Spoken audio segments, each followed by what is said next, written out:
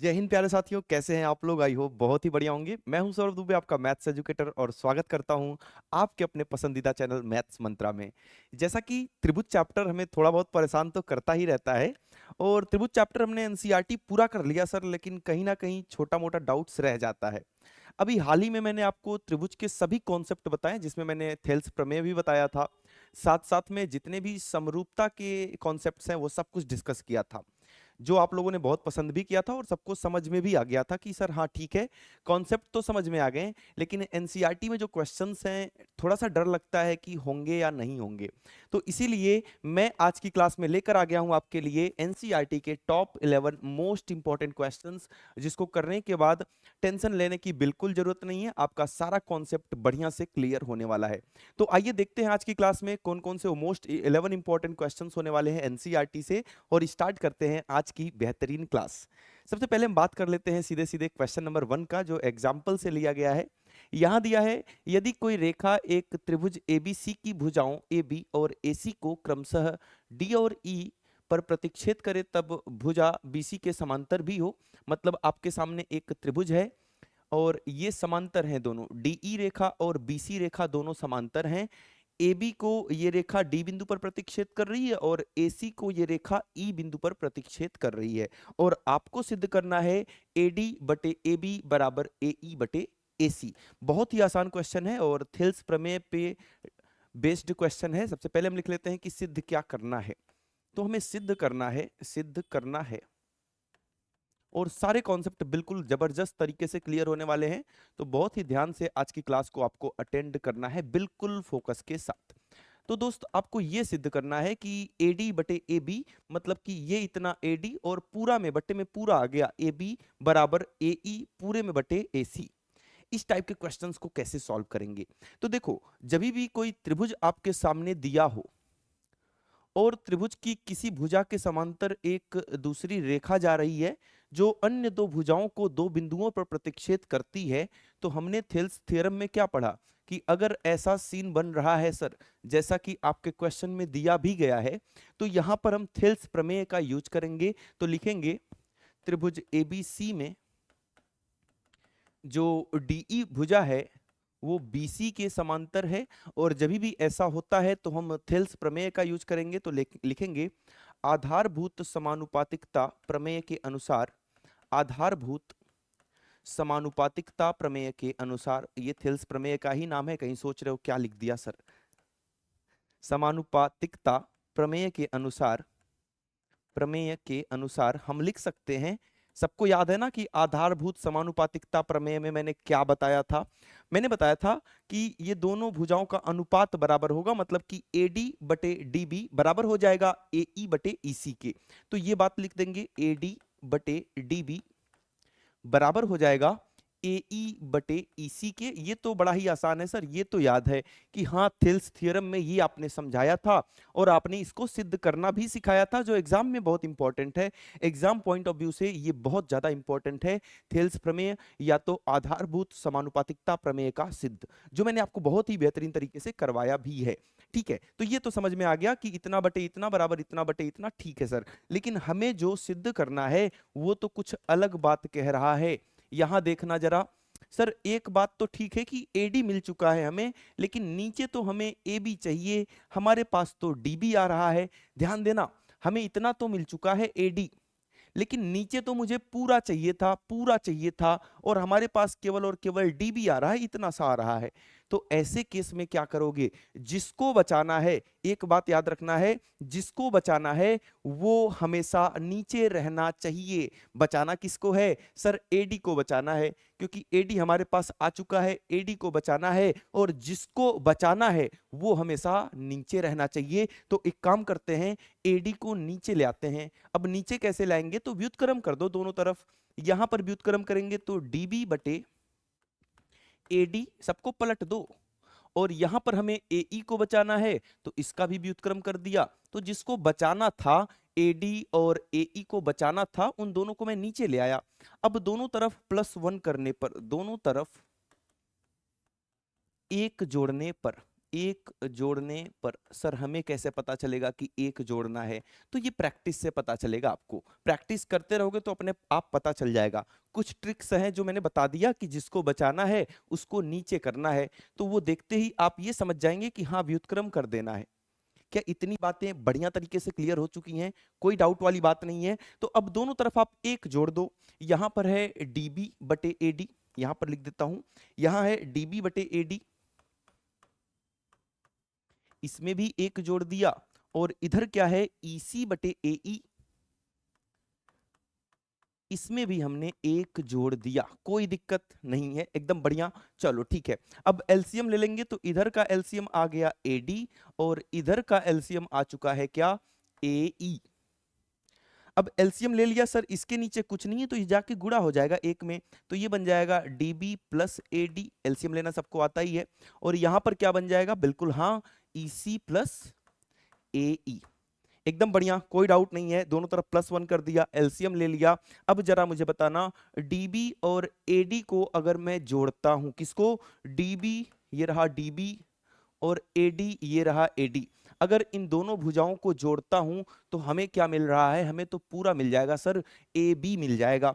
तो ठीक है, इसकी जगह पर हम लिख देंगे डीबी प्लस एडी की जगह पर हम लिख देंगे ए बी बटे में नीचे तो ठीक है एडी बराबर ईसी प्लस एई। इसी प्रकार से आप ईसी और एई को जोड़ेंगे तो आपको ये पूरी भुजा मिल जा रही है एसी। तो इसकी जगह पर आ गया कितना, एसी बटे एई। अब हो चुका है सिद्ध। एक छोटी सी प्रॉब्लम है, बाकी सिद्ध हो चुका है। प्रॉब्लम क्या है कि एडी हमें ऊपर चाहिए, एबी हमें नीचे चाहिए। हमारा उल्टा सिद्ध हो रहा है। तो उल्टा सिद्ध हो रहा है तो एक बार आप भी उल्टा कर दो। आप फिर से व्युत्क्रम कर देंगे तो एडी ऊपर चला जाएगा, एबी नीचे चला आएगा। दोनों तरफ व्युत्क्रम करने पर तो एडी बटे एबी बराबर हो जाएगा, इधर व्युत्क्रम करोगे तो एई बटे एसी। एकदम जबरदस्त, क्या कोई दिक्कत है? आसान था, आसान के साथ साथ इंपॉर्टेंट भी है। बहुत ही बेहतरीन। आपके एनसीईआरटी का ये उदाहरण संख्या 1 है जो बार बार बोर्ड एग्जाम में देखा गया है। एक बार इसका स्क्रीनशॉट लेंगे और बढ़ेंगे हम लोग आगे की तरफ।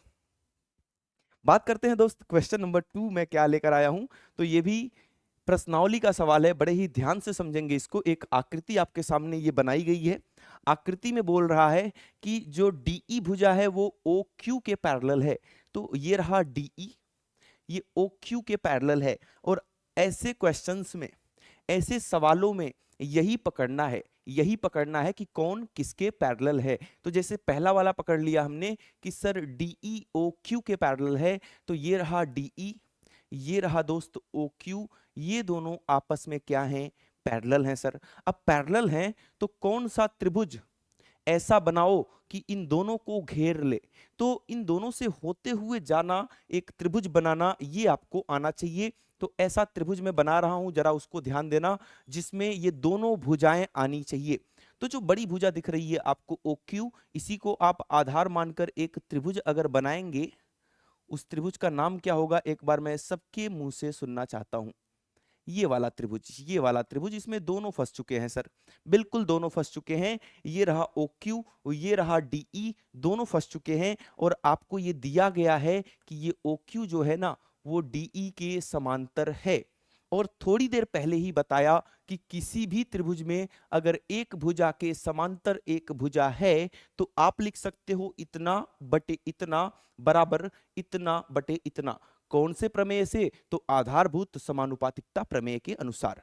क्या ये बात यहां पर लिखी जा सकती है? और लिखी जा सकती है तो कैसे लिखेंगे, इसमें लिखेंगे हम, ये दोनों समांतर हैं तो इन दोनों भुजाओं का अनुपात बराबर कर देंगे, पीई बटे ई क्यू बराबर पीडी बटे डीओ। बिल्कुल सबको क्लियर है? लिख देता हूं अब, चलो आ जाओ।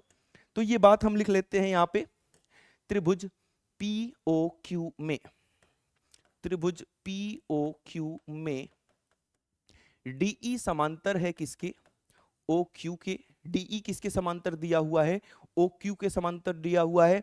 तो आधारभूत समानुपातिकता प्रमेय के अनुसार, प्रमेय के अनुसार, जल्दी से लिखवा दो मुझे, जल्दी से सभी दोस्त एक बार अपने मुंह से बोलेंगे कि क्या लिख दूं मैं। तो आप बोलेंगे कि सर ये दोनों समांतर हैं तो इन दोनों भुजाओं का अनुपात लिख दो, मतलब पीई बटे ई क्यू, पीई बटे ई क्यू बराबर हो जाएगा किसके, ये बराबर हो जाता है पीडी बटे डीओ के, पीडी बटे डीओ के। और इसको मैंने बना दिया क्या, समीकरण संख्या 1। कोई दिक्कत वाली बात यहां तक नहीं है, ऑल क्लियर चल रहा है, सब कुछ बढ़िया। ठीक है, जो काम आपने यहां किया है वही काम जरा इधर को कर देना। डीएफ पैरेलल है ओ आर के, डीएफ को पकड़ो, इसको हटा देता हूं ना, ये सब हटा देता हूं, जिससे कि जो हमें त्रिभुज लेना है आपका ध्यान वहीं रहे कि डीएफ ये रहा सर और ओ आर ये रहा। एक बार जल्दी से कमेंट बॉक्स में बता देंगे सभी दोस्त कि कौन सा त्रिभुज अब मैं लूंगा, कौन सा ऐसा त्रिभुज है जो इन दोनों भुजाओं को घेर कर रखता है। तो वो त्रिभुज हो जाएगा, बड़ी वाली भुजा को आधार मानकर एक त्रिभुज बनाएंगे जिसमें ये दोनों भुजाएं आ जाएंगी बढ़िया तरीके से, बिल्कुल बढ़िया तरीके से। तो देखो ये त्रिभुज हो जाएगा।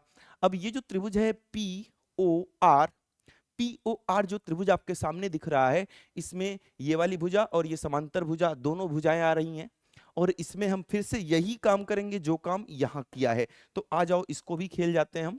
तो लिखेंगे त्रिभुज पी ओ आर में, त्रिभुज पी ओ आर में कौन किसके समांतर है, तो डीएफ समांतर है ओ आर के, डीएफ समांतर है ओ आर के। फिर से वही आधारभूत समानुपातिकता प्रमेय के अनुसार, है ना आसान त्रिभुज, आसान ही है दोस्त, समझ जाओ, प्रैक्टिस कर लो, सब कुछ मुमकिन है। ठीक है, तो ये दोनों जब समांतर हैं तो इनके भुजाओं का अनुपात आपस में बराबर होगा, वही बात आप दोबारा से बता देंगे। तो यहां पर लिखेंगे हम p f upon f r, p f upon f r is equal to क्या, p d upon d o, p d upon d o. ये हो गया आपका समीकरण संख्या 2। यहां तक सब कुछ क्लियर है, बड़ा ही आसान था। ठीक है, कुछ नहीं करना, बस इन्हीं को पहचानना है कि कौन सा त्रिभुज लेना है आपको। अब जो हमें सिद्ध करना है वो सिद्ध करना है ईएफ समांतर होगा क्यू आर के। आपको क्या सिद्ध करना है कि जो ईएफ है, ईएफ को पकड़ो, ईएफ को पकड़ो, ये जो ईएफ है, ये वाली भुजा ईएफ, ये समांतर होगा क्यू आर के। और मुझे जरा कंडीशन बता देना कि ऐसा कब होने वाला है, ऐसा कब होगा।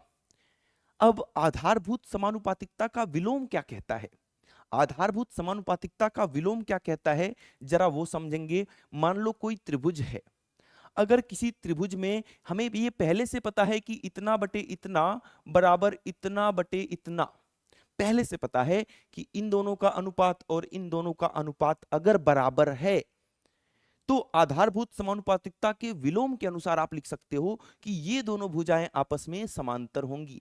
बिल्कुल उल्टा है, अगर समांतर दिया है तो इनका अनुपात आप बराबर लिख सकते हैं, और अगर अनुपात बराबर दिया है तब इनको आप समांतर लिख सकते हैं। क्या ये दोनों बातें क्लियर हैं? तो यहां मैं अगर ये सिद्ध कर देता हूं कि इतना बटे इतना, मतलब क्या बता रहा हूं, इतना बटे इतना बराबर हो जाए इतना बटे इतना के, तो क्या मैं आधारभूत समानुपातिकता के विलोम के अनुसार बोल सकता हूं क्या कि हाँ ये और ये समांतर हो जाएंगे, जैसा कि हमें सिद्ध करना है। तो ये काम करते हैं, हमारा पूरा ध्यान रहेगा कि किसी तरह से हम इतना बटे इतना बराबर कर दें इतना बटे इतना के। और वो कैसे होगा, वो करेंगे समीकरण 1 और समीकरण 2। तो लिखेंगे समीकरण 1 तथा 2 से, समीकरण 1 तथा 2 से क्या हो जाएगा दोस्त, आप लिख देंगे कि सर समीकरण 1 और 2 में जब इनका दायां पक्ष आपस में बराबर है, PD upon DO, PD upon DO, जब दायां पक्ष आपस में बराबर है तो बायां पक्ष भी आप आपस में बराबर बिल्कुल लिख सकते हो। तो लिखेंगे समीकरण 1 तथा 2 से पीई बटे ई क्यू बराबर हो जाएगा, पीई बटे ई क्यू बराबर हो जाएगा पीएफ अपॉन एफ आर के, पीएफ बटे एफ आर के। क्या वो चीज सिद्ध हो चुकी है जो आपको करना था, जरा चेक करना। पीई बटे ई क्यू, पीई बटे ई क्यू बराबर हो चुका है पीएफ बटे एफ आर के। अगर इतना ही त्रिभुज, बाकी लाइनें छोड़ दूं मैं, अगर इतना ही बनाऊं बस, ये रहा P, ये रहा Q, ये रहा R, और ये रहा E, और ये रहा F, आपने सिद्ध कर दिया है। बाकी लाइन मैंने बनाया नहीं, मेरे मतलब का नहीं है।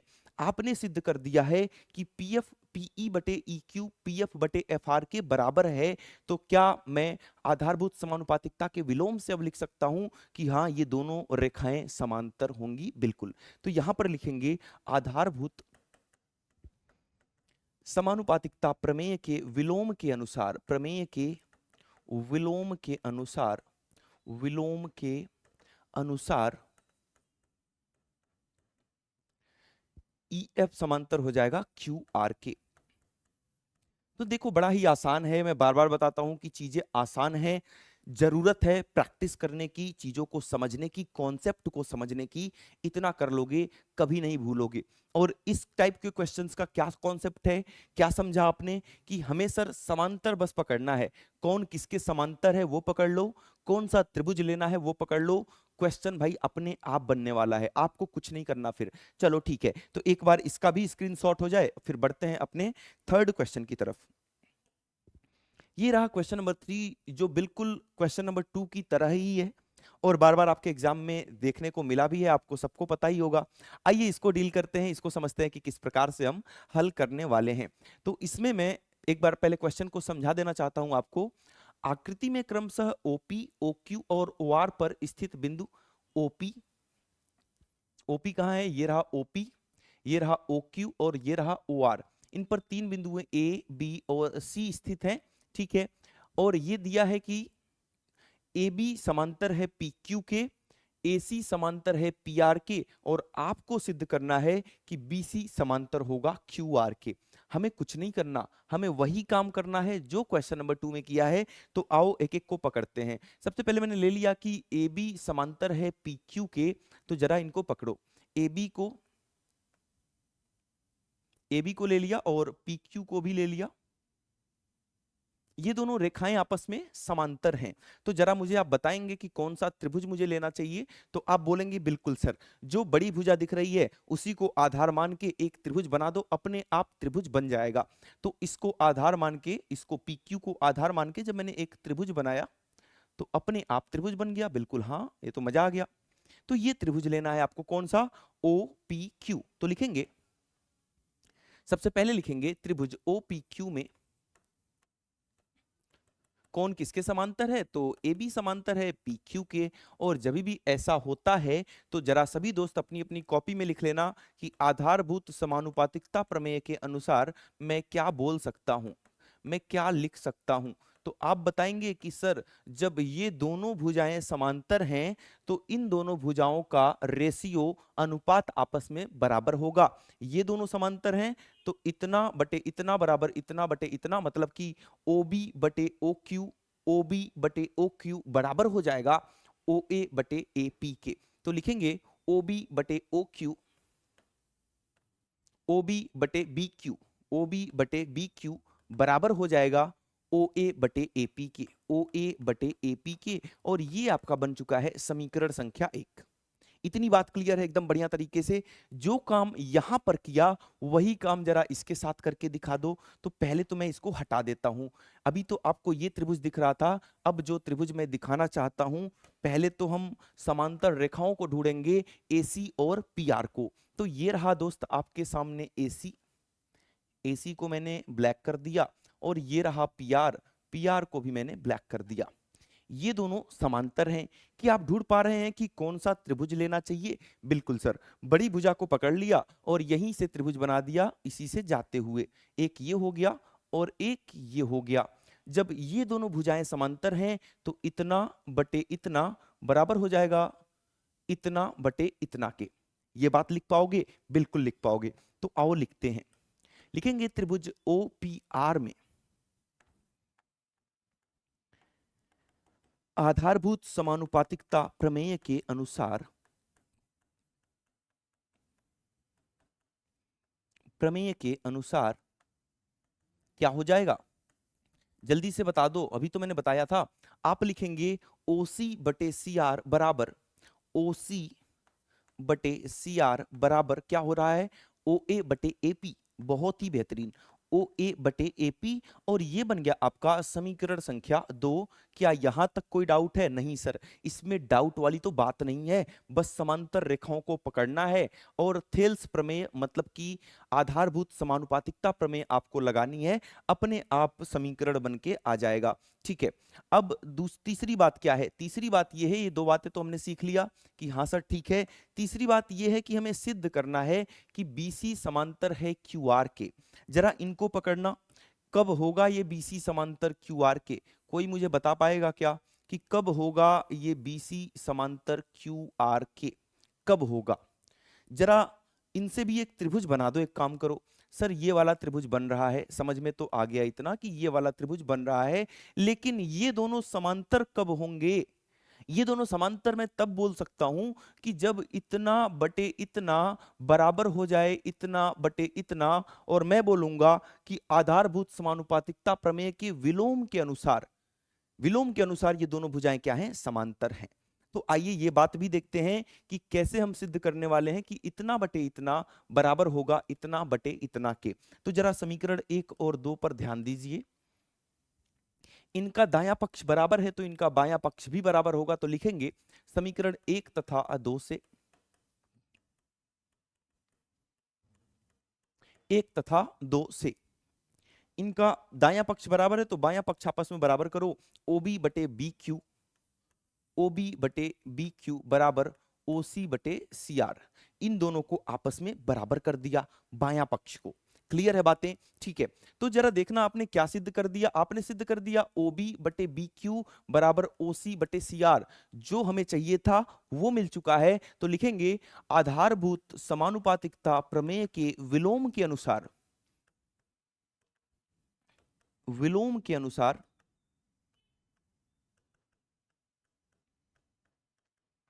क्या हो जाएगा? जब इतना बटे इतना बराबर इतना बटे इतना है तो ये दोनों भुजाएं आपस में समांतर होंगी। मतलब हम लिख सकते हैं कि बीसी समांतर है क्यू आर के। बीसी समांतर है क्यू आर के। क्या यही सिद्ध करना था? बिल्कुल, बीसी समांतर क्यू आर के।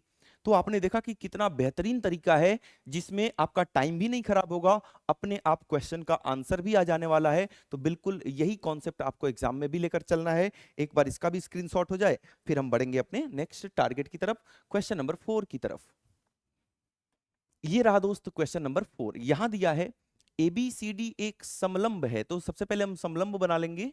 ABCD समलंब, जिसको हम इंग्लिश में ट्रेपेजियम बोलते हैं, वो मैंने बना दिया। और समलंब से भी खूब क्वेश्चन पूछे जाते हैं, तो ये एक समलंब आपके सामने मैंने बना दिया।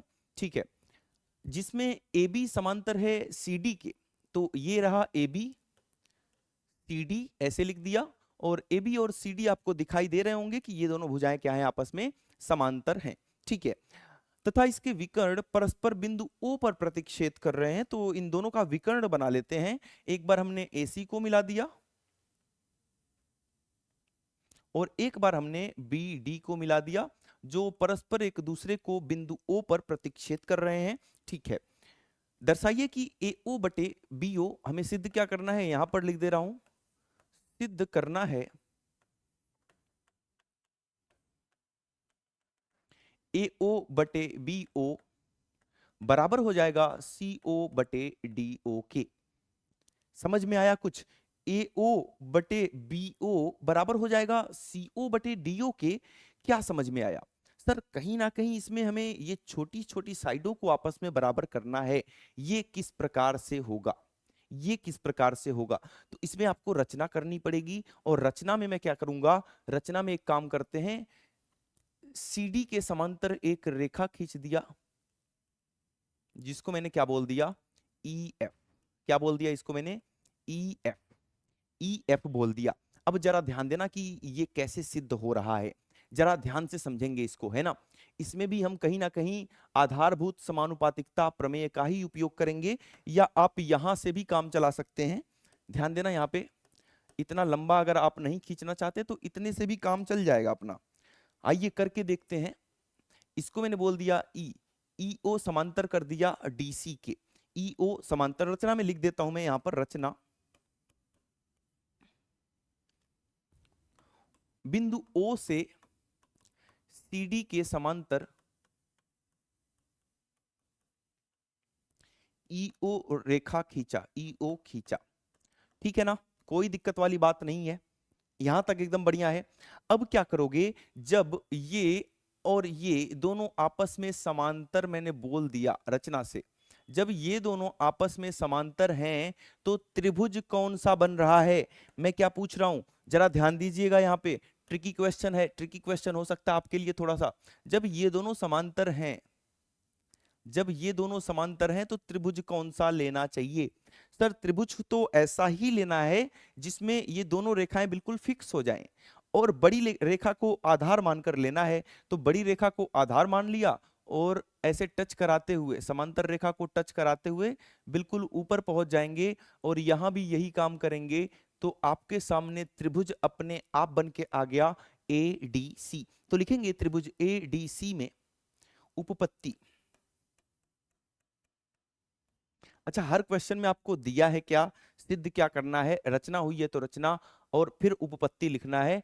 मैं बहुत ज्यादा टाइम ना खराब हो अपना, क्योंकि चीजें आपको पहले से आती हैं, एक बेहतरीन रिवीजन करा रहा हूं, जितने भी ट्रिकी क्वेश्चंस हैं जहां पर आप कहीं ना कहीं फंस जाते हैं वही क्वेश्चन, और मोस्ट इंपॉर्टेंट है बोर्ड एग्जाम के लिए, वही क्वेश्चन लेकर आया हूं।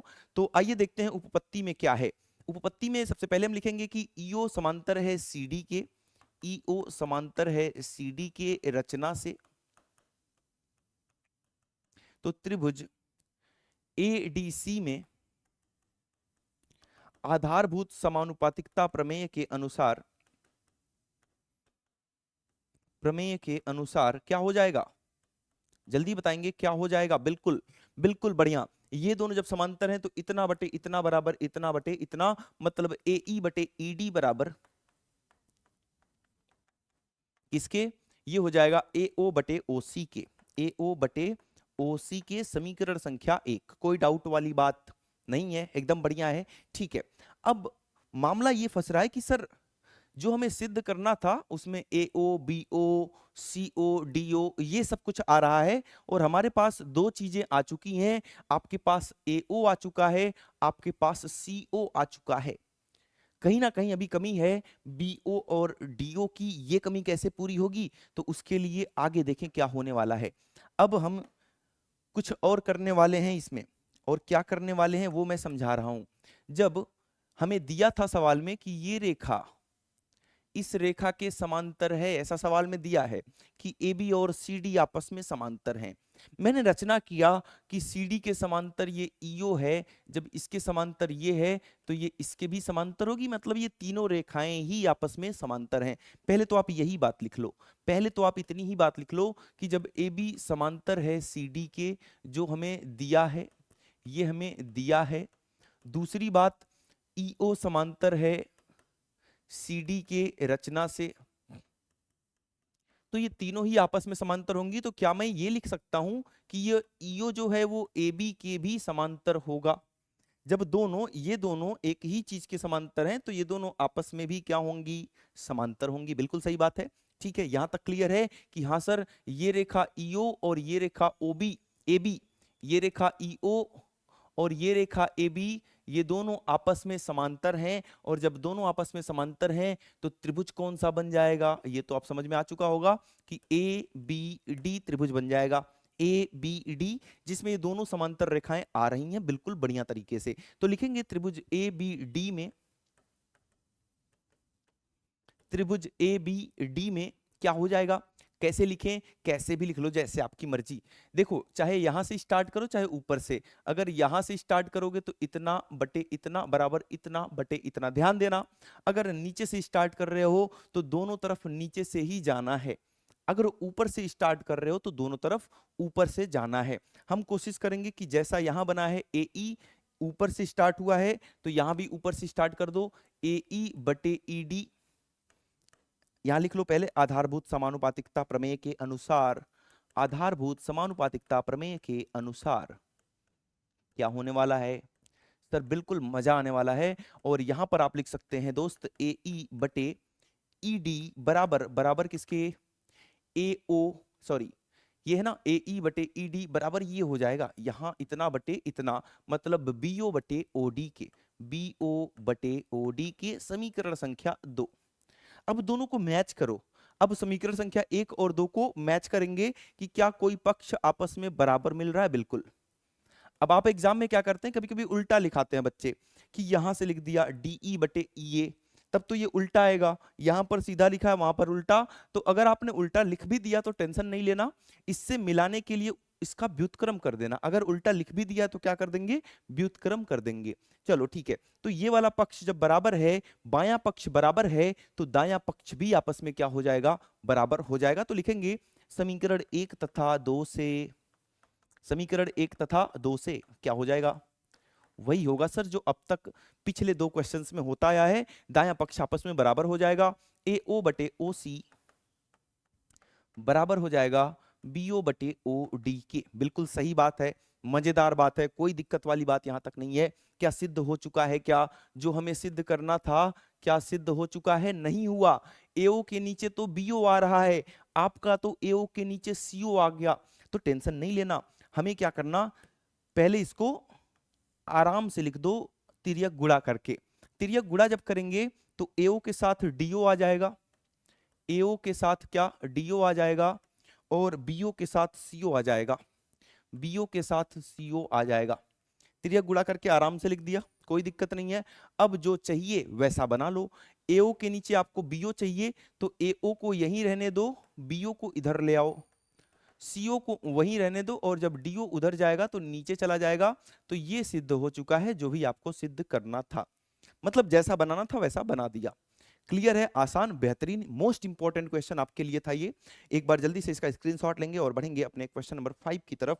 और ये रहा दोस्त क्वेश्चन नंबर 5, बेहतरीन क्वेश्चन है। यहां पर क्या दिया है कि 90 सेंटीमीटर की लंबाई वाली एक लड़की बल्ब लगे एक खंबे के आधार से परे, मतलब दूर जा रही है, इतनी स्पीड से 1.2 मीटर प्रति सेकंड की चाल से चल रही है।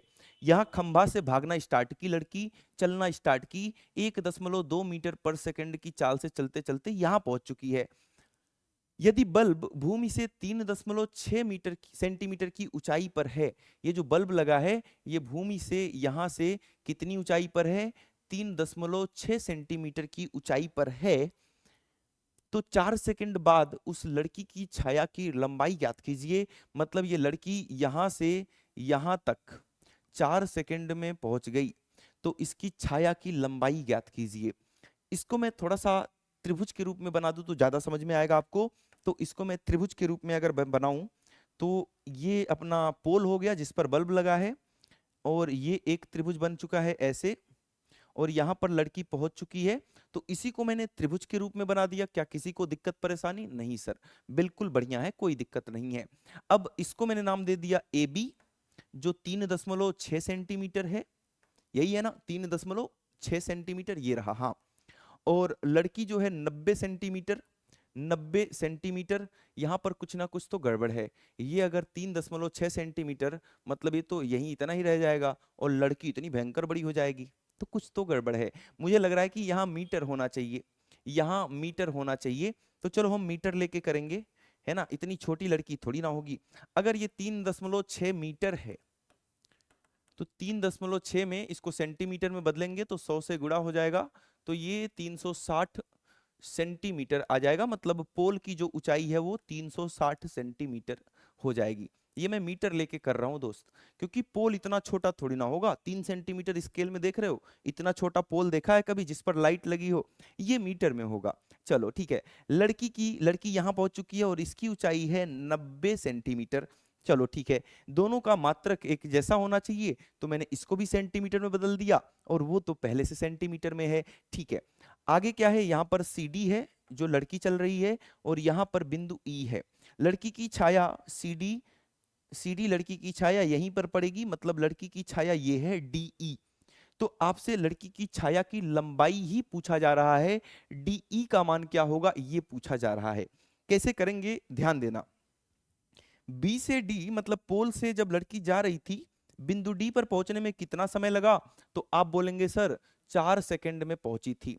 तो अगर मैं आपसे पूछूं कि दूरी का फॉर्मूला क्या होता है, तो आप बताओगे सर चाल बराबर होता है दूरी बटे समय, तो अगर हम दूरी का फॉर्मूला निकालें तो समय जाके यहाँ गुणा हो जाएगा और ये हो जाता है चाल गुणे समय। बिल्कुल सही बात है, एकदम एक नंबर की बात है। ठीक है, चाल गुणे समय।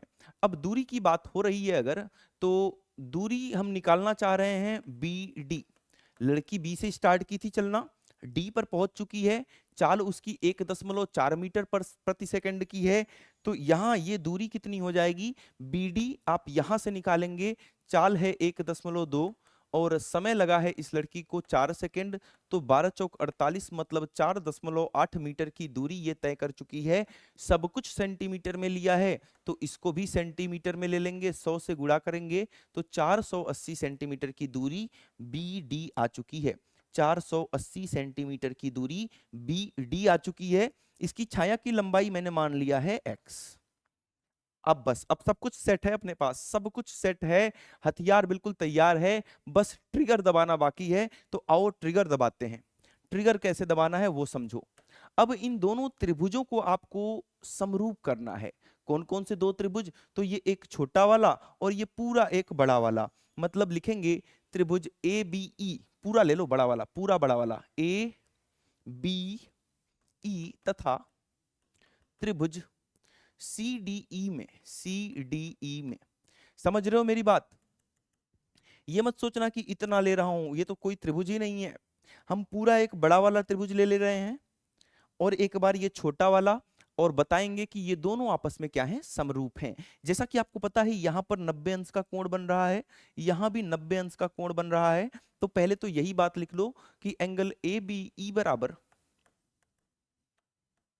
Angle C D E 90 degree प्रत्येक, 90 अंश प्रत्येक। दूसरी बात, ये तो पहली बात हो गई, दोनों में एंगल ई आ रहा है, दोनों में एंगल ई आ रहा है। तो लिखेंगे एंगल ई बराबर एंगल ई उभयनिष्ठ। क्या लिखेंगे दोस्त, उभयनिष्ठ। दोनों बातें लिख दिया। अब जब दोनों बातें लिख दिया तो कौन से कसौटी के अनुसार ये दोनों त्रिभुज आपस में समरूप हो जाएंगे, तो आप लिखेंगे त्रिभुज एबीई समरूप हो चुका है त्रिभुज सी डी ई के, और ये डबल ए समरूपता कसौटी के अनुसार हुआ है। और यहां पर लिख देंगे लास्ट में कि त्रिभुज ए बी ई जो है, अच्छा लिख तो दिया कि समरूप हो चुका है। अब जब समरूप हो चुका है तो हमें पता है कि दो समरूप त्रिभुजों की भुजाओं का अनुपात आपस में बराबर होता है। तो भुजाओं का अनुपात लेंगे ए बी बटे सी डी, बड़े वाले त्रिभुज का ए बी और छोटे वाले त्रिभुज का सी डी, इन दोनों को ले लिया मैंने। ए बी बटे सी डी, यहां से भी देख सकते हो ए बी बटे सी डी बराबर, दूसरा हम ले लेंगे बीई बटे डीई, बीई बटे डीई। फिर से समझेंगे कैसे, बड़े वाले त्रिभुज का पहले लिया ए बी, छोटे वाले का लिया सी डी। हाँ समझ में आ चुका। फिर बड़े वाले त्रिभुज का मैंने लिया बीई, पूरा का पूरा, बड़े वाले त्रिभुज का भुजा बीई और छोटे वाले का क्या ले लिया, डीई। इनका अनुपात हमेशा बराबर होगा क्योंकि दोनों त्रिभुज आपस में क्या है, समरूप हैं। सबका मान आपको पता है, सबका मान रख देंगे। ठीक है सर, ये वाली भुजा का अनुपात क्यों नहीं लिया, उसकी जरूरत नहीं है, उसकी जरूरत नहीं है।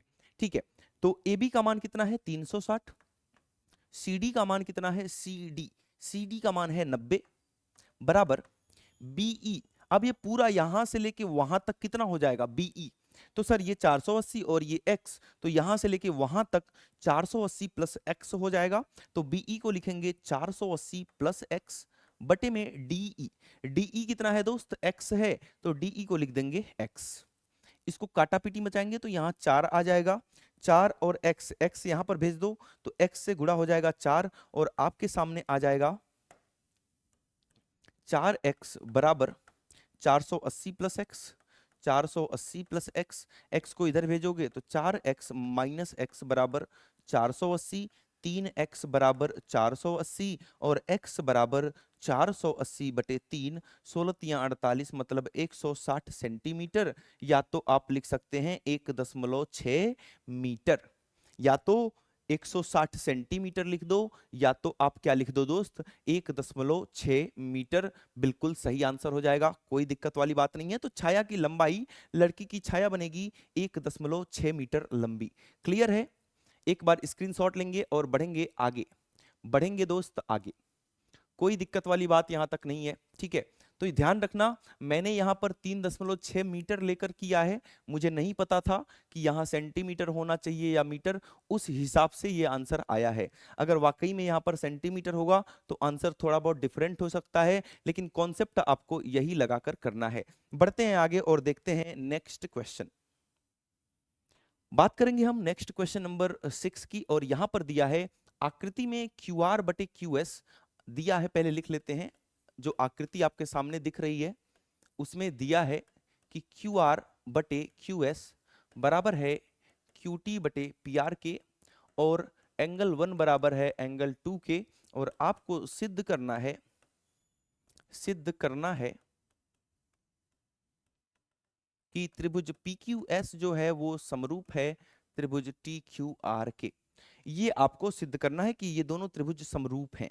पहली बात ये कि जो हमें दिया है कि एंगल 1 बराबर एंगल 2, वो कौन से त्रिभुज में आ रहा है, कौन सा त्रिभुज ऐसा है जिसमें एंगल 1 और एंगल 2 पूरी तरीके से आ रहा है। क्योंकि यहाँ बहुत सारे त्रिभुज दिख रहे हैं, तो ये रहा एंगल 1 यहाँ से यहाँ, और ये रहा एंगल 2 यहाँ से लेके यहाँ तक। और आप त्रिभुज अगर ध्यान से देखें तो ये त्रिभुज बन रहा है कुछ ये वाला, जिसमें एंगल 1 और एंगल 2 पूरा का पूरा आ रहा है। तो अभी तो आपको बस यही त्रिभुज देखना है थोड़ी देर, जब तक मैं दूसरा त्रिभुज देखने को ना बोलूं। आपको केवल और केवल त्रिभुज PQR दिखना चाहिए और उसका एंगल 1 और एंगल 2 दिखना चाहिए। तो मैं लिखूंगा त्रिभुज PQR में एंगल 1 बराबर एंगल 2 ऐसा दिया है, और जब एक त्रिभुज के दो कोण समान होते हैं तो कोणों की सम्मुख भुजाएं भी आपस में समान होती हैं, और कोण ए के सामने की भुजा क्या दिख रही है आपको, पी आर दिख रही है। तो पी आर बराबर हो जाएगा किसके, कोण 2 के सामने की भुजा पी क्यू के बराबर हो जाएगा। ठीक है, पी आर बराबर हो गया पी क्यू के। यहां पर आप लिख देंगे समान कोणों के सम्मुख भुजाएं भी आपस में समान होती हैं। ठीक है, अब जो आपको ये दिया है इसको थोड़ा सा बदलेंगे। इस क्वेश्चन का केवल और केवल एक ही कॉन्सेप्ट है, केवल और केवल एक ही कॉन्सेप्ट है, और वो कॉन्सेप्ट कहता है कि इसको बदल दो पी आर को, इसको बदल दो पी आर को। ये कैसे पता चला सर, ये तो रटवा रहे हो आप। आओ बताता हूं तुम्हें मुझे कैसे पता चला, मुझे कैसे पता चला तुम्हें सिखाता हूं मैं। हमें लेना है त्रिभुज PQS और TQR, और अगर मैं लिखूं त्रिभुज PQS तथा TQR में, अभी तुम्हें भी कॉन्सेप्ट सिखा देता हूं, पहले रटवाऊंगा नहीं, टेंशन नहीं लेने का। लेकिन ये याद भी रखना कि बस PR की जगह पर PQ रखते ही सवाल सॉल्व, क्योंकि PR और PQ बराबर हैं, इसकी जगह पर PQ रखते ही अपना क्वेश्चन सॉल्व हो जाएगा। लेकिन आपके दिमाग में कैसे आएगा वो सिखा रहा हूं, तो आइए वो सीखते हैं। ये सब कुछ हटा दिया मैंने, और ये जो दो त्रिभुज आपको समरूप सिद्ध करने हैं, जरा इनको वहां पर देख लो ध्यान से। तो पहला है PQS, PQS ये रहा दोस्त आपके सामने PQS, और दूसरा त्रिभुज है TQR। तो TQR भी बना लेते हैं, कोई दिक्कत वाली बात नहीं है। TQR, अब TQR तो पूरा बड़ा वाला त्रिभुज हो गया, ये वाला, ये वाला थोड़ा सा ऊपर नीचे इसलिए बना रहा हूं जिससे आपको दोनों त्रिभुज दिखाई दें।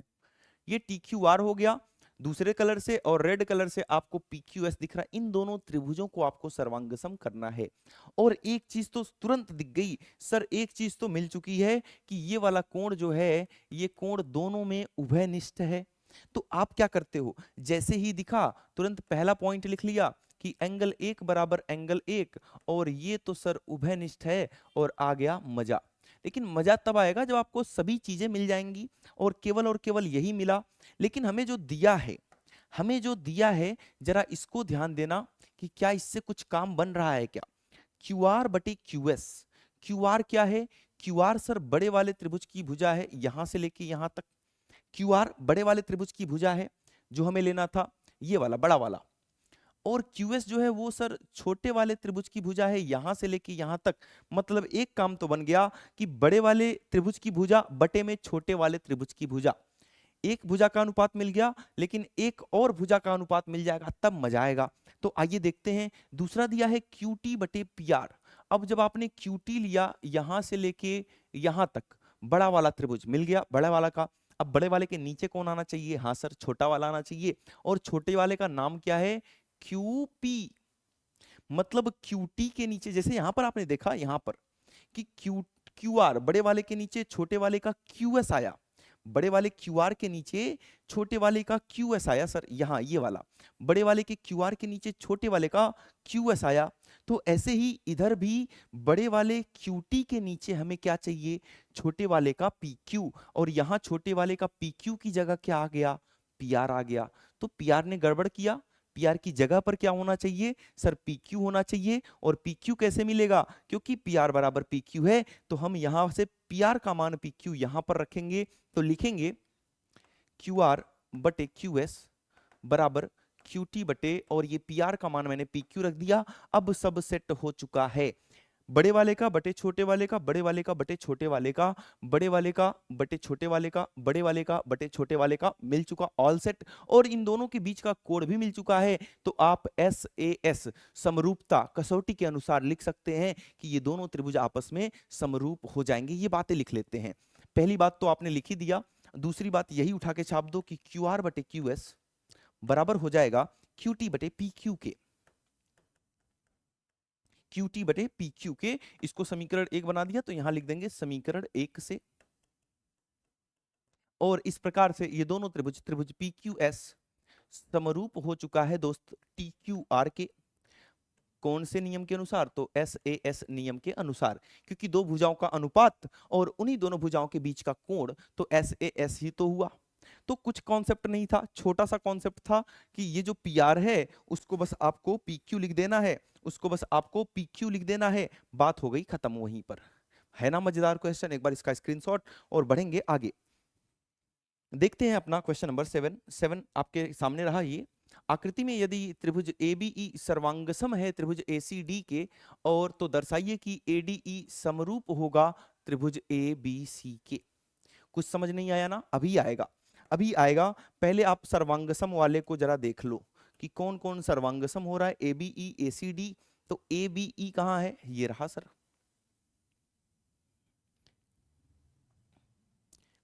एबीई आपके सामने मैंने बना दिया। ये क्यों बनाता हूं मैं? पहले से तो बना है, इसलिए बनाता हूं कि आपका ध्यान इधर उधर ना जाए, जहां मैं बोल रहा हूं वहीं पर जाना चाहिए। और दूसरा कौन सा है? एसीडी, तो एसीडी भी बना लो भाई। ये रहा दोस्त आपके सामने एसीडी। दोनों त्रिभुज अलग अलग से दिख रहे हैं, हाँ। ये दोनों त्रिभुज आपको क्या दिया हुआ है? आपको दिया हुआ कि दोनों सर्वांगसम हैं। और सर्वांगसम त्रिभुज में खास बात क्या है कि इनकी संगत भुजाएं भी आपस में बराबर हैं और संगत कोण तो बराबर ही बराबर हैं। तो हम क्या करने वाले हैं? हम पहले दोनों की संगत भुजाओं को बराबर कर लेते हैं। सबसे पहले मैं लेना चाहता हूं इसकी छोटी भुजा एडी को और ब्लैक वाले की छोटी भुजा एई को। लाल वाले में छोटी भुजा क्या दिख रही है आपको? एडी दिख रही है। ब्लैक वाले में छोटी भुजा क्या दिख रही है? एई। यहां से भी देख सकते हो एडी और एई की पोजीशन सेम है, तो हम लिख सकते हैं त्रिभुज एबीई सर्वांगसम है त्रिभुज एसीडी के, ऐसा हमें दिया है। तो हम लिख सकते हैं बाई सीपी सीटी एई बराबर एडी बाई सीपी सीटी। और इन दोनों का अनुपात ले लो, एक काम कर दो तुम, समीकरण संख्या 1। कोई दिक्कत यहां तक? आसान था यहां तक? एकदम बढ़िया। ये तो समझ गए ना कि ए बराबर एडी होगा, मतलब ब्लैक वाले की छोटी भुजा लाल वाले की छोटी भुजा के बराबर होगी। सिंपल सी बात है। अब दूसरी बात ये है कि पहले आपने किसका लिया था? एई। एई किसका था? ब्लैक वाले का। ब्लैक वाले की छोटी भुजा आपने लाल वाले की छोटी भुजा के बराबर किया था। अब ब्लैक वाले की बड़ी भुजा यहां से लेके यहां तक AB को लाल वाली की बड़ी भुजा AC के बराबर कर देंगे बाई CPCT। AB बराबर AC, ये भी बाई CPCT हुआ है। यहां भी देख सकते हो AB और AC की पोजीशन सेम टू सेम है। और यहां से भी अनुपात ले लो बराबर 1, समीकरण संख्या 2। क्या कोई दिक्कत परेशानी तकलीफ यहां तक? यहां तक ऑल क्लियर है कि हाँ सर AE बटे में AE बटे में AD बराबर AB बटे में AC। ये आपको थोड़ा सा डिस्टर्ब कर रहा है एक चीज कि सर ये अनुपात वाला मत बताओ, तो सीपीसीटी हमें समझ में आता है। चलो हम अनुपात हटा ही देते हैं, एक काम करते हैं हम लोग अनुपात हटा देते हैं। चलो अनुपात हटा देते हैं, जिससे कि भाई तुम ये मत सोचो कि हमें कैसे पता चलेगा कि अनुपात लेना है। अब अच्छा लग रहा है कि दोनों भुजाओं को सीपीसीटी से बराबर कर दिया, अब अच्छा लग रहा है ना। अब कोई दिक्कत नहीं है, चलो यहां से भी सॉल्व हो जाएगा, वहां से भी हो जाएगा, यहां से भी। चलो यहीं से सॉल्व करके दिखाता हूं मैं। अब आपको जो ये क्लियर है ना कि दोनों भुजाओं को, इसकी छोटी बराबर इसकी छोटी, इसकी बड़ी बराबर उसकी बड़ी, बात खत्म। अब जब दोनों भुजाओं को हमने बराबर ले लिया, अब जो सिद्ध करना है जरा उस पे फोकस करते हैं। ये तो ठीक है सर, सीपीसीटी से आपने दो चीजों को बराबर कर दिया, कोई बड़ी बात नहीं है, ठीक है। अब हमें जो सिद्ध करना है एडीई, ये ऊपर वाला छोटा सा त्रिभुज, इसको सिद्ध करना है किसके समरूप, तो एबीसी के समरूप सिद्ध करना है। और ये रहा एबीसी। अरे सर एक चीज तो मिल चुकी है। हाँ बिल्कुल, क्या मिला है बताना, बताओ बताओ बताओ बताओ। यहां देखो एक चीज आपको मिल चुकी है, और वो चीज है एंगल ए दोनों में आ रहा है, ब्लैक वाले ऊपर वाले में भी और रेड वाले में भी आ रहा है। तो लिखेंगे, इसको समीकरण बना लो, अभी अभी इसका काम आएगा। त्रिभुज एडीई जिनको हमें समरूप करना है, और त्रिभुज ए बी सी में, इन दोनों त्रिभुज में सबसे पहले आपको एंगल ए बराबर एंगल ए उभयनिष्ठ मिल चुका है। तो ये बात हमने लिख दिया, पहली बात। पहली बात, दूसरी बात क्या लिखोगे, अब देखो भुजाओं का अनुपात लेना है, उसमें थोड़ी सी सावधानी बरतनी है। सावधानी क्या बरतनी है कि एक छोटे वाले का होना चाहिए, एक बड़े वाले का अनुपात। अब मैं क्या करूंगा, एक छोटे वाले का अनुपात एडी और एक बड़े वाले का अनुपात एबी चाहिए। मतलब कुल मिलाकर हमें क्या सिद्ध करना है, कोण तो मिल गया, भुजाओं का अनुपात अगर मैंने ये सिद्ध कर दिया कि एडी बटे पूरा एबी, मतलब छोटे वाले के बटे में बड़ा वाला, और वहां पर एई और बटे में पूरा एसी, अगर ये बराबर सिद्ध कर दिया सर मजा आ जाएगा, तुरंत सिद्ध हो जाएगा। कैसे करोगे, अब देखना एडी बटे एबी कैसे मिल रहा है। अब इसको हमें सर उल्टा लिखना पड़ेगा, एडी को इधर लिखना पड़ेगा, एई को उधर लिखना पड़ेगा, तब जाके मिलेगा। क्योंकि हमें एडी के नीचे तो एबी चाहिए, एडी के नीचे क्या चाहिए, एबी चाहिए, एडी के नीचे क्या चाहिए, एबी चाहिए। तो आप समीकरण एक को कैसे लिख देंगे, उल्टा करके, एडी को इधर एई को उधर, एडी को इधर एई को उधर। और समीकरण दो तो ठीक है, समीकरण दो क्या था, ए बी बराबर ए सी। अब देखो मामला सेट है, मामला सेट है बिल्कुल, क्या कि इन दोनों को सर भाग कर दो, अपने आप सिद्ध हो जाएगा। समीकरण एक और दो को भाग कर दो, अपने आप सिद्ध हो जाएगा। एडी बटे ए बी मतलब छोटे वाले के बटे में पूरा बड़ा वाला, और ए ई बटे ए सी छोटे वाले के बटे में पूरा बड़ा वाला। तो लिखेंगे समीकरण डायरेक्ट लिख दो, एडी बटे ए बी बराबर ए ई बटे ए सी, और ब्रैकेट में लिख दो समीकरण एक को दो से भाग करने पर, समीकरण एक बटे समीकरण दो करने पर ऐसा हुआ। अब जब दोनों बातें आपके पास आ चुकी हैं कि इनके भुजाओं का अनुपात भी बराबर है और दोनों भुजाओं के बीच का कोण भी बराबर है, तो हम लिख सकते हैं कि दोनों त्रिभुज, त्रिभुज एडीई समरूप हो चुका है किसके, त्रिभुज ए बी सी के, और कौन सी कसौटी के अनुसार, तो एस ए एस कसौटी के अनुसार। आसान क्वेश्चन था, लेकिन थोड़ा बहुत ट्रिकी है, क्योंकि यहाँ पे सर्वांगसम से आपको ये चीजें ढूंढ के निकालनी पड़ती हैं, इनको भाग देना पड़ता है। तो एक से दो बार प्रैक्टिस और अपने आप सब कुछ क्लियर। आइए देखते हैं नेक्स्ट क्वेश्चन, इसका स्क्रीनशॉट लेंगे, बढ़ेंगे क्वेश्चन नंबर 8 की तरफ। और यहां पर दिया है एक त्रिभुज एबीसी की भुजाएं AB और BC तथा माध्यिका AD एक अन्य त्रिभुज PQR की क्रमशः भुजाओं PQ और QR तथा माध्यिका PM के समानुपाती है। देखिए आकृति, आकृति अभी मैं बना दूंगा, टेंशन नहीं लेने का। तो त्रिभुज ABC को PQR के क्या करना है, समरूप सिद्ध करना है। तो देखो ध्यान से, यहां पर हमें दो त्रिभुज बनाना पड़ेगा। सबसे पहले मैं आपके सामने एक त्रिभुज बना दिया, क्या इसका नाम हम लिख देते हैं ABC। आसान सवाल है ये। और इसी के जैसा एक और सवाल अभी कराऊंगा, इसका उल्टा, उल्टा नहीं है, इसका भाई है वो। और दूसरा त्रिभुज है PQR, दोनों की माध्यिकाएं दी हुई हैं, इसका माध्यिका दिया है AD और इसका माध्यिका आपको दिया है क्या, PM। हाँ PM। तो ये दोनों आकृतियां हैं, आपको सिद्ध करना है कि ABC मतलब पूरा का पूरा त्रिभुज पूरे के पूरे त्रिभुज PQR के समरूप है। ऐसे में क्या करना है, इसका कॉन्सेप्ट बता दो सर, कुछ ट्रिक बता दो। तो इसका ट्रिक ये कहता है दोस्त कि इसमें आप उन सभी भुजाओं को टिक कर लें जो आपस में समानुपाती हैं। सबसे पहले लिख देता हूं मैं, दिया है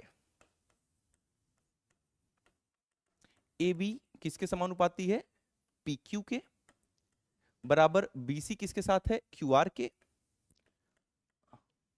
और माध्यिका एडी जो है वो माध्यिका पीएम के साथ है।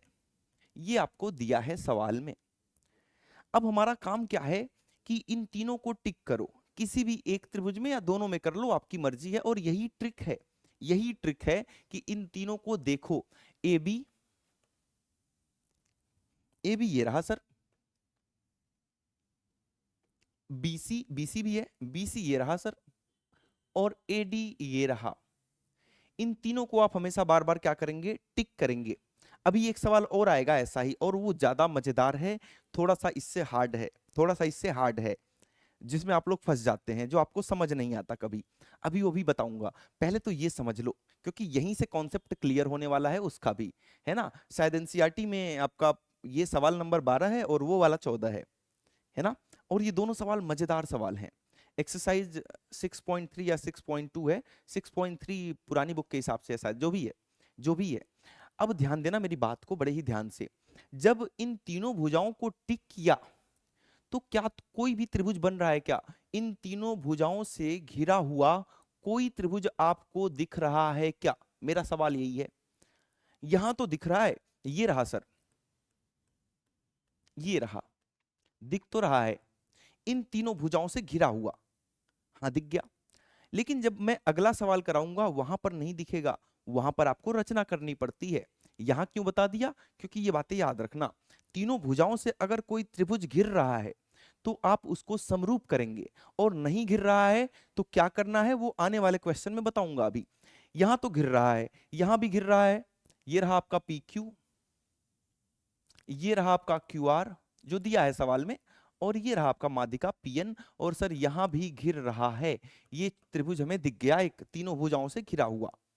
अब जब दोनों त्रिभुज आपको दिख गए तो इन दोनों त्रिभुजों को सबसे पहले आप क्या करेंगे, समरूप करेंगे। आइए करके देखते हैं। तो सीधे लिखूंगा मैं उपपत्ति, उपपत्ति, उपपत्ति में बात करेंगे कि त्रिभुज ए डी बी तथा पी एम क्यू में, त्रिभुज ए बी डी तथा पी क्यू एम में। अब देखना जो हमें दिया हुआ है उसी को मैं छाप देता हूं, ए बी बटे पी क्यू बराबर बी सी बटे क्यू आर बराबर ए डी बटे पी एम, जो दिया था वही छाप दिया। क्या ये तीनों भुजाएं हमारे मतलब की हैं क्या, आइए देखते हैं। ए बी बटे पी क्यू, हाँ सर, जो त्रिभुज समरूप करना है उसमें ये तो पूरा पूरा आ रहा है, ए बी भी और पी क्यू भी। दूसरा बी सी बटे क्यू आर, नहीं सर मजा नहीं आया, बी सी पूरा नहीं आ रहा, क्यू आर पूरा नहीं आ रहा, हमें पूरा नहीं चाहिए, हमें तो बस बीडी चाहिए और यहां पर क्यूएम चाहिए। तो बीडी और क्यूएम कैसे मिलेगा, क्योंकि डी माध्यिका है, मध्य बिंदु है बीसी का, तो मैं बीसी को लिख सकता हूं 2 बार बीडी, क्योंकि 2 बार बीडी करोगे तो बीसी मिल जाएगा, क्योंकि डी इसका क्या है, मध्य बिंदु है। ये दोनों भुजाएं आपस में बराबर हैं तो इसको दोगुना करने पर पूरी भुजा मिल जाएगी। और यहां पर भी मैं क्यू आर को लिख सकता हूं 2 बार क्यू एम, क्योंकि एम क्या है, क्यू आर का मध्य बिंदु है। तो यही काम करेंगे यहां पर, ए बी बटे पी क्यू ये चलेगा सर, बीसी नहीं चलेगा तो बीसी की जगह हम लिख देंगे 2 बार बीडी, और क्यू आर नहीं चलेगा सर, इसकी जगह लिख देंगे 2 बार क्यू एम। और एडी चलेगा सर, एडी पूरा आ रहा है, पीएम भी चलेगा, पीएम भी पूरा आ रहा है, 2 से 2 कट गया। अब आपको क्या मिला, अब आपको ये मिल रहा है कि ये जो मैंने त्रिभुज शेडेड किया है, ऐसे से लाइन बनाया है, ए बी डी और पी क्यू एम, इनकी तीनों भुजाएं तीनों संगत भुजाओं के बराबर हैं, इनका अनुपात बराबर है, मतलब इन तीनों भुजाओं का अनुपात बराबर है आपस में। तो ये दोनों त्रिभुज आपस में क्या हो जाएंगे, समरूप हो जाएंगे। और कौन से नियम के अनुसार, तो ये triple S S S S भुजा भुजा भुजा समरूपता प्रमेय के अनुसार ये दोनों त्रिभुज आपस में समरूप हो चुके हैं। तो लिखेंगे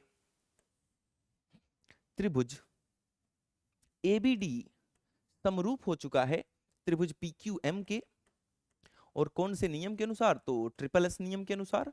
और ये सब कुछ क्यों किया सर आपने? आपको तो बोला गया है कि एबीसी को पी क्यू आर के समरूप सिद्ध करना है, मतलब पूरा त्रिभुज पूरे त्रिभुज के समरूप करना है। आप तो आधा कर रहे हैं, अभी पूरा भी करेंगे। और ये आधा क्यों किया? बस एक छोटा सा काम करने के लिए, बाई सीपीएसटी से, बाई सीपीएसटी से मुझे लिखना था कि ये कोण इस कोण के बराबर है, ऐसा मैं सिद्ध करना चाह रहा था। अब ऐसा तभी सिद्ध होगा जब ये दोनों आधे आधे त्रिभुज समरूप हो जाएंगे। तो मैं बोल दूंगा कि भाई इनके संगत कोण बराबर हैं, बी बराबर क्यू हो जाएगा। देखो बी और क्यू की पोजीशन एक जगह आ रही है, तो बाई सीपीएसटी एंगल बी बराबर एंगल क्यू, बाई सीपीएसटी। अब पूरी दुनिया तुम्हारी मुट्ठी में है, अब पूरी दुनिया तुम्हारी मुट्ठी में है, क्योंकि सब कुछ मिल चुका है, ये सिद्ध हो चुका है एंगल बी बराबर एंगल क्यू। अब जो तुम करना चाह रहे हो लिख दो भाई, त्रिभुज एबीसी तथा त्रिभुज पी क्यू आर में। अब कोई दिक्कत नहीं आने की, फटाफट हो जाएगा। हम क्या करेंगे, लिखेंगे ए बी बटे पी क्यू बराबर है बी सी बटे क्यू आर के। दिया है ना हमें, ए बी बटे पी क्यू बराबर है बी सी बटे क्यू आर के। आपके मन में आएगा सर इसको भी लिख दो। अरे उसकी जरूरत नहीं है, अब उसकी जरूरत हो गई खत्म, है ना। उसकी जरूरत खत्म क्यों हो गई? क्योंकि पूरे त्रिभुज को पूरे त्रिभुज के समरूप करना है, तो ये बीच में भुजा आ रही है एडी और पीएम, तो इसको लेना ही नहीं है। ये हमें दिया है ए बी बटे पी क्यू बी सी बटे क्यू आर के, इसकी जरूरत नहीं है तो नहीं लिखा मैंने, ये तो दिया है। और अभी हमने हाल ही में सिद्ध किया है कि एंगल बी एंगल क्यू के बराबर होगा, है ना, सिद्ध किया जा चुका है। तो दोनों त्रिभुज आपस में क्या हो चुके हैं? समरूप हो चुके हैं। क्योंकि क्योंकि इस भुजा और इस भुजा, इस भुजा और इस भुजा का अनुपात आपस में बराबर है, और दोनों के बीच का कोण आपस में बराबर है। तो एस ए एस समरूपता कसौटी के अनुसार हमने दोनों त्रिभुजों को क्या कर दिया? समरूप सिद्ध कर दिया। समझ में आ गई होगी बातें, है ना। बेहतरीन तरीके से बता रहा हूं दोस्त कि कहीं भी डाउट नहीं छूटेगा आपका, हर एक ट्रिक के साथ कि याद भी कैसे रखना है, क्योंकि ज्यामिति के क्वेश्चंस हैं, रेखा गणित के क्वेश्चंस जितने बढ़िया से समझ में आते हैं उससे तेजी से आप भूल जाते हैं। तो आप भूले ना इन सवालों को, इसलिए मैं ट्रिक के माध्यम से बता रहा हूं हर एक सवाल को। अब बात करेंगे हम नेक्स्ट क्वेश्चन की, जो उसी का भाई, नहीं उसका भाई अभी आएगा थोड़ी देर में, उसका भाई ये नहीं है।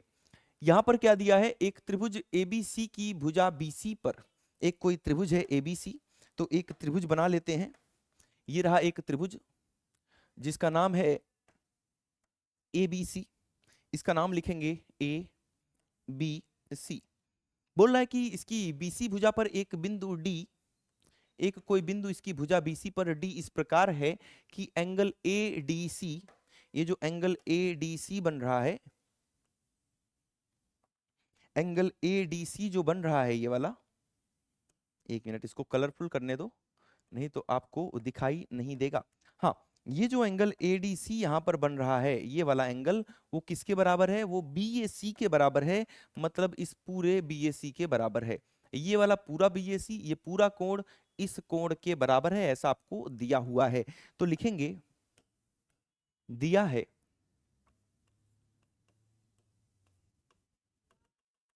एंगल ए डी सी बराबर है एंगल बी ए सी के, और हमें सिद्ध क्या करना है?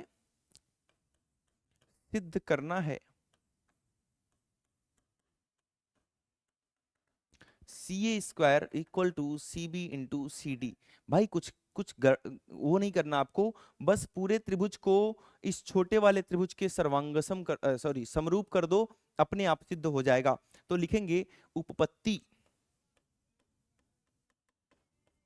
उपपत्ति में आप लिखेंगे कि त्रिभुज एबीसी तथा एडीसी में, इन दोनों को, ये पूरा बड़ा वाला हो गया एबीसी और ये छोटा वाला हो गया एडीसी में, इन दोनों त्रिभुजों को आप आपस में समरूप सिद्ध करेंगे। तो सबसे पहली बात तो वही हो गई कि बड़े त्रिभुज का ये लाल वाला ए, लाल वाला कोण ए इस छोटे त्रिभुज के डी के बराबर है, तो जो हमें दिया भी है, तो लिखेंगे एंगल बी ए सी सबसे बड़ा वाला एंगल ए डी सी के बराबर है, और ऐसा हमें दिया है, ऐसा हमें दिया है। पहली बात तो ये हो गई।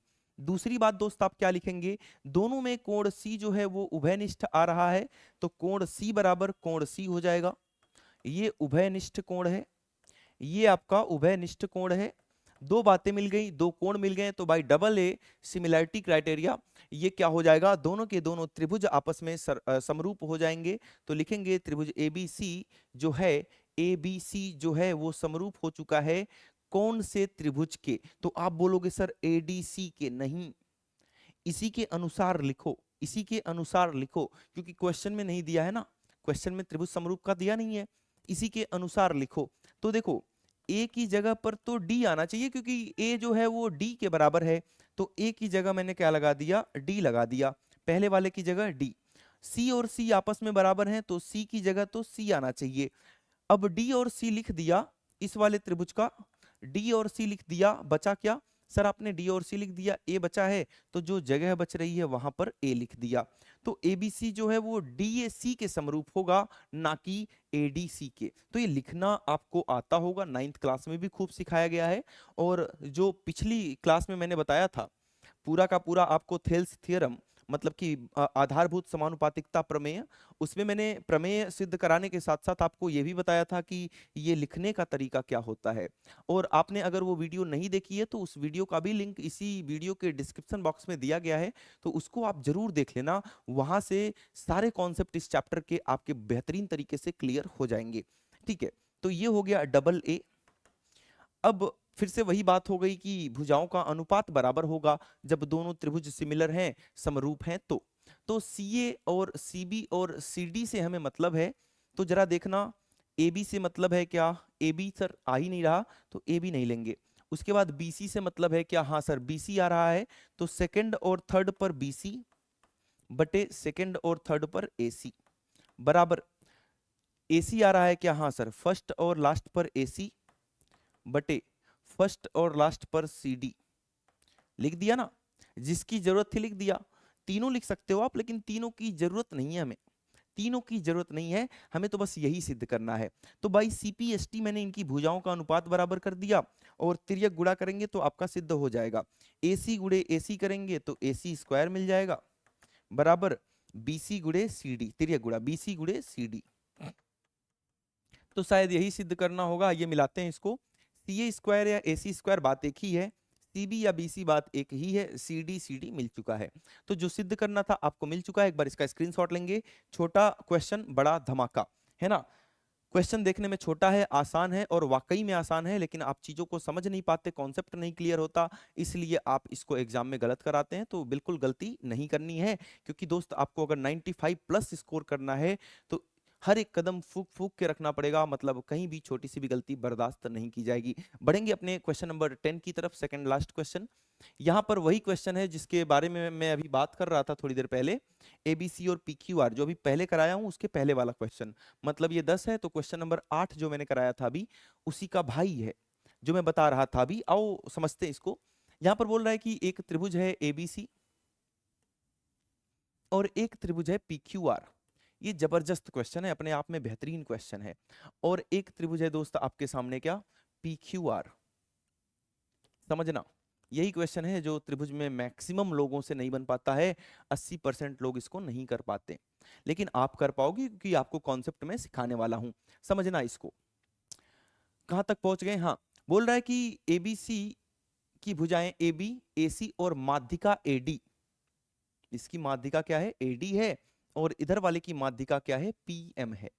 इसकी माध्यिका क्या है दोस्त, PM है। अब वही वाला सवाल है जो मैंने बताया था कि देखना कि कोई भी त्रिभुज बन रहा है क्या, अभी थोड़ी देर पहले। तो यहां भी एक बार चेक करेंगे कि क्या कोई त्रिभुज बन रहा है जो भी हमें दिया हुआ है, AB, AC और AD। तो AB को मैंने टिक कर दिया, AC को मैंने टिक कर दिया, AD को टिक कर दिया, और जैसे ही ना बने कोई त्रिभुज तो टेंशन में आ जाना है आपको। टेंशन में क्यों आ जाना है, क्योंकि जैसे ही टेंशन में आओगे तुरंत तुम्हारा दिमाग बोलेगा रचना कर दो दोस्त।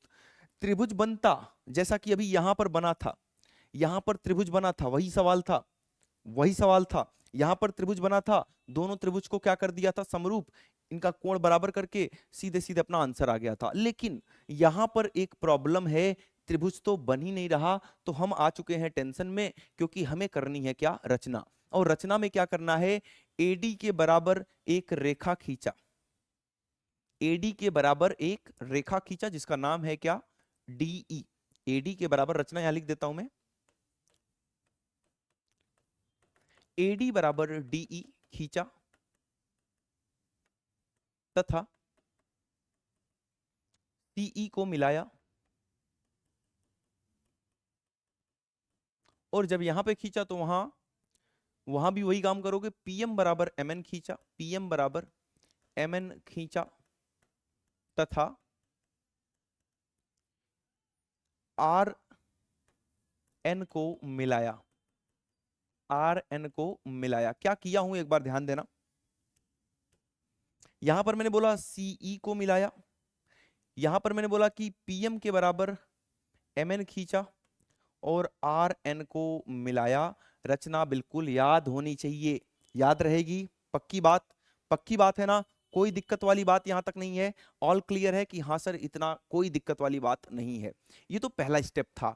दूसरा स्टेप क्या कहता है, अच्छा ये सब कुछ कर क्यों रहा हूं मैं, अभी बताऊंगा थोड़ी देर में, पहले थोड़ा सा कर लेने दो।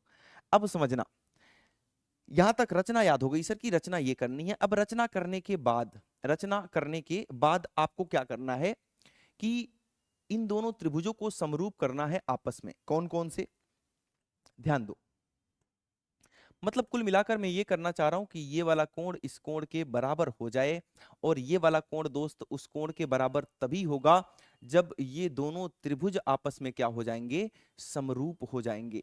जब ये दोनों त्रिभुज आपस में क्या हो जाएंगे, समरूप हो जाएंगे।